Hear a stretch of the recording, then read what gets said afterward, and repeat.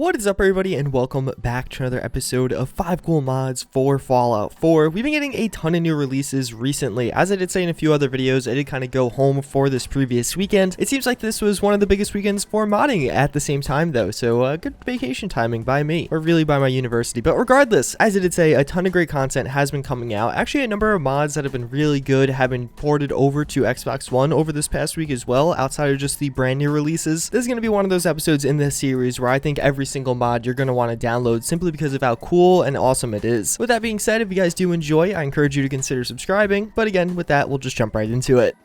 So the first mod I do want to show you is the Chiappa Triple Threat, or the Triple Barrel Shotgun. This is a weapon that I did show you a lot of in my upcoming mod series. I was pretty anticipated for this one. Regardless, as you can see, it's going to add in this really cool weapon that is more or less a double barrel shotgun with a third barrel on the top. This is based on the real life weapon, the Chiappa Triple Threat. And honestly, this has a great home in Fallout 4. It just feels like something that fits so naturally into the game. Honestly, like something that would have been there off the bat. As you can see, there are a few different customization options. You could change different colors. You could have a few different kind of barrel extensions, like a silencer or something like that. But at the end of the day, it's a shotgun. You're going to fire it like any other shotgun. One notable thing you can do is change some of the different shell types. You could have explosive, incinerary, etc. The gun itself is a ton of fun to use. It is using custom animations by War Daddy, and they are just really good looking. They're not too long. They're not too slow. When you're reloading this gun, it doesn't feel like, oh, come on, let's go. Since it does only have 3 shots, you're going to be reloading pretty often. And honestly, even after using this gun for a while, the reload was still very pleasant to look at. All around, this is a very solid weapon mod, and definitely one I think you should download.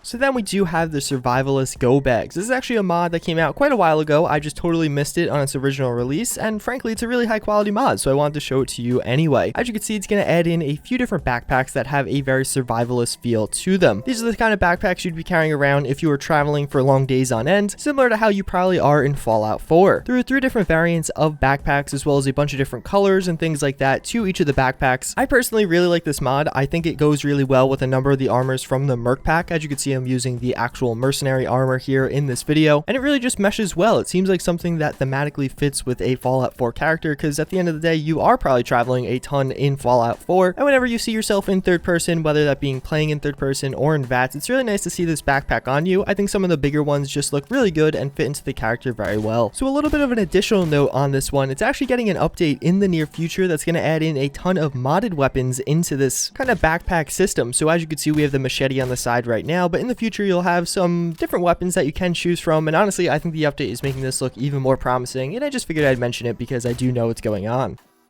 So then we have a relatively simple mod, but a pretty substantial one nonetheless. The PitPad changes the Pip-Boy in Fallout 4 to this new PitPad. It did just get released on Xbox One. I know a lot of people were really anticipating this one because it was such a huge deal on PC. The Pip-Boy is something you use all the time in Fallout 4. Obviously, if you want to do pretty much anything involving inventory management or travel or anything like that, you have to interact with it. The PitPad in itself is much higher quality. It removes the Pip-Boy from your wrist, so that works with a lot of aftermarket armor. Some of the different armor mods just don't mesh well with Pip-Boys right now. And even beyond all that, the PitPad has been getting consistently updated. As you can see, I'm using the PitPad 3 billion in the background here. I know there's a Hello Kitty variant coming in the future, and all around, this has been a very high quality mod and really a game-changing one if you ask me.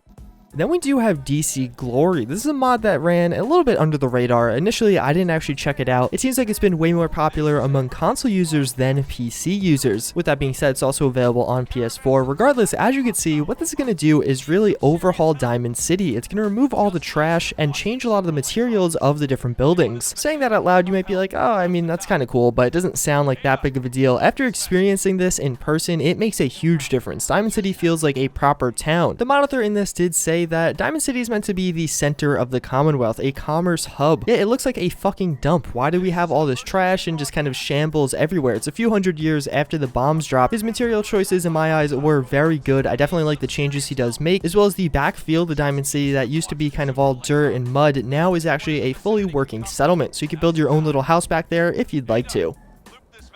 So then we do have a new release on Xbox, and that's going to be Blood Rose. This was the original really high quality companion mod for Fallout 4. It came out on PC over the summer. I did make a video on it back then. This is a fully voiced companion with affinity and its own perk. So first and foremost, we don't have too many fully voiced companions for Fallout 4. One of the other high quality ones is Ellen, which is also available on Xbox One, but Blood Rose really was the original top-notch companion mod. In addition to that, what this means by having affinity, basically her opinion of you will affect what she does say about you. So So if she's more favorable towards you, obviously you can get the perk, and she will also say some different things. If she doesn't like you so much, she will say different things, and you obviously won't have any perks, or at least the one perk that she does give you. You'll have all your other perks. Regardless, again, a very high quality mod. That's pretty much going to wrap it up for this episode of 5 cool mods. Again, it's been a pretty big week for modding between new releases and ports of existing mods. I think Xbox users really made out well this week. Every single thing I did show you is available on Xbox One, and actually one for PS4, so that's pretty cool as well. As always, again, I thank you guys for watching. I do hope you enjoyed as always, and I hope to see you all next time. Later.